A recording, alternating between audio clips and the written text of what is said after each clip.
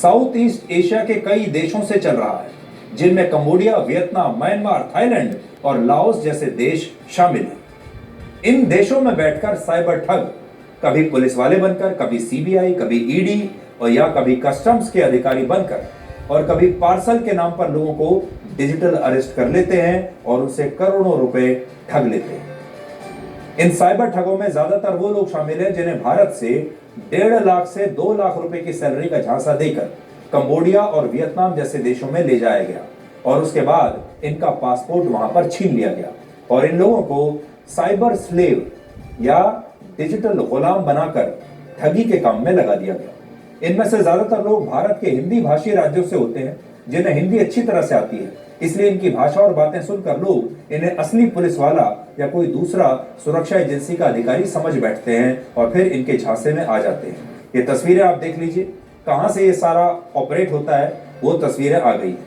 Cambodia में भारत के दूतावास ने यहाँ नौकरी के इच्छुक लोगों के लिए एक एडवाइजरी जारी की है और कहा है कि यहाँ टूरिस्ट वीजा पर नौकरी के लिए ना आए, ये अवैध है और आप मानव तस्करों के जाल में फंस सकते हैं, जो ऐसे भारत के लोगों को ऑनलाइन स्कैम और दूसरे अवैध गतिविधियों में शामिल होने के लिए वहां ले जाकर मजबूर कर देते हैं।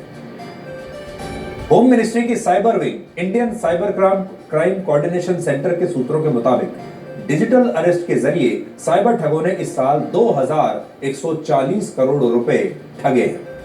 सोचिए, 2000 करोड़ रुपए से ज्यादा की ये ठगी सिर्फ पिछले 10 महीनों में हुई है। इस तरह साइबर ठगों ने हर दिन 6 करोड़ रुपए भारत के लोगों से लूटे हैं।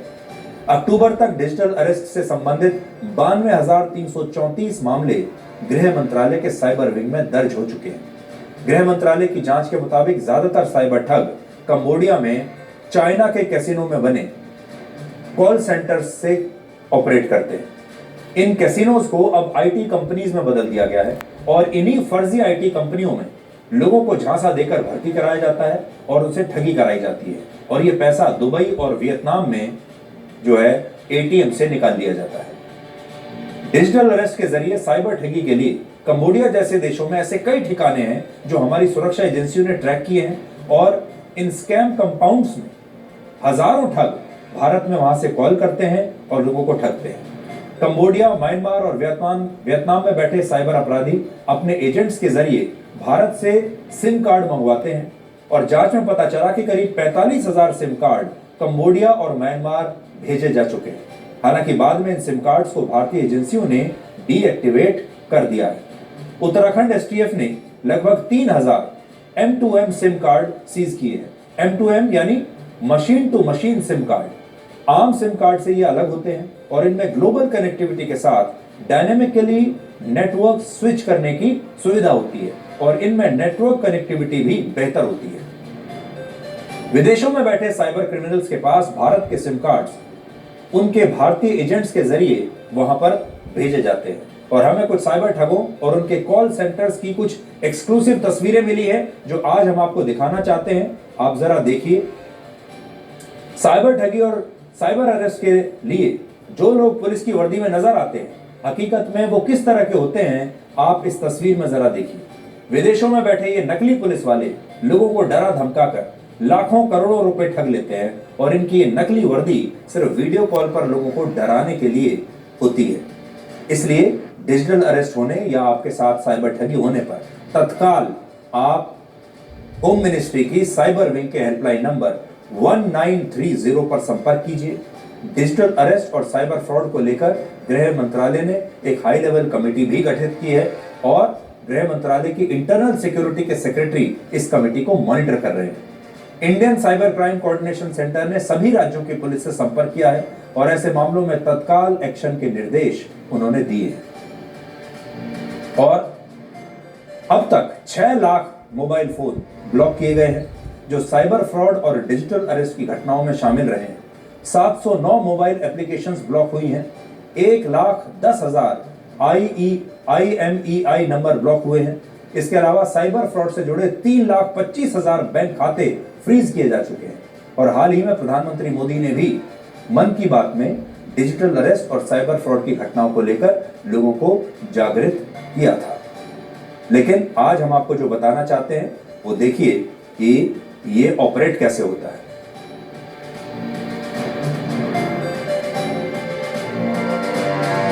आप साइबर एक्सपर्ट हैं और आप ही के पास कॉल आ गया।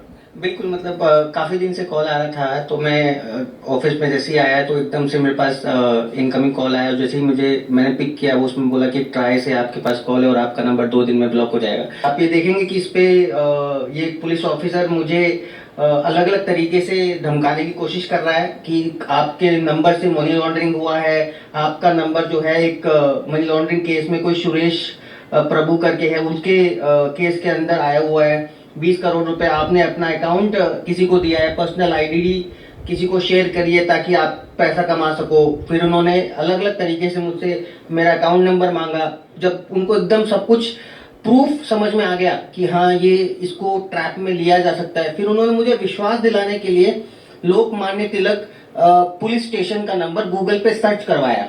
मतलब अगर आप गूगल पे सर्च करेंगे लोकमान्य तिलक पुलिस स्टेशन का, तो एक नंबर आएगा जो कि लैंडलाइन नंबर होगा। उन्होंने उसी लैंडलाइन नंबर से मुझे कॉल किया, सेम नंबर से, ताकि उसको यकीन हो जाए कि ये कॉल पुलिस स्टेशन से आ रहा है। ये मैंने उस समय जो उन्होंने मुझे वेबसाइट भेजी थी, ये सुप्रीम कोर्ट इंडिया का एक वेबसाइट भेजा, इस पे इन्होंने मुझे केस नंबर भी भेजा।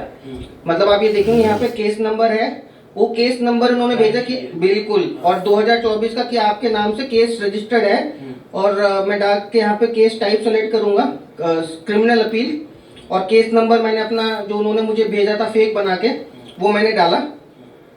और जैसे ही मैं इसको सर्च करूंगा तो ये एक फेक वारंट मेरे नाम पर इशू कर देगा। मतलब जो इन्होंने मुझसे आधार कार्ड मांगा था, आधार कार्ड पर से उन्होंने फोटो उठाई, उन्होंने मेरे आधार की नंबर निकाला और ये मेरे लिए एक वारंट बना के दे दिया कि आपकी सारी संपत्ति जो है हमने जब्त कर ली है, अब आपको पुलिस कभी भी पकड़ लेगी। ये सीबीआई से इन्होंने एक वारंट बना के दे दिया। मैंने अपना नाम रवि कुमार फेक नाम बताया था।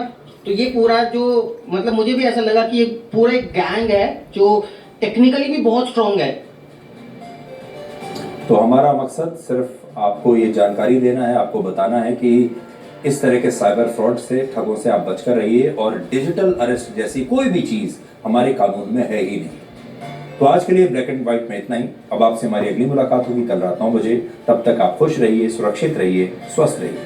और हम उस फर्जी दौर में जी रहे हैं जहां सोशल मीडिया पर लोगों के हजारों दोस्त हैं, लेकिन सगे परिवार से बोलचाल बंद है। नमस्कार।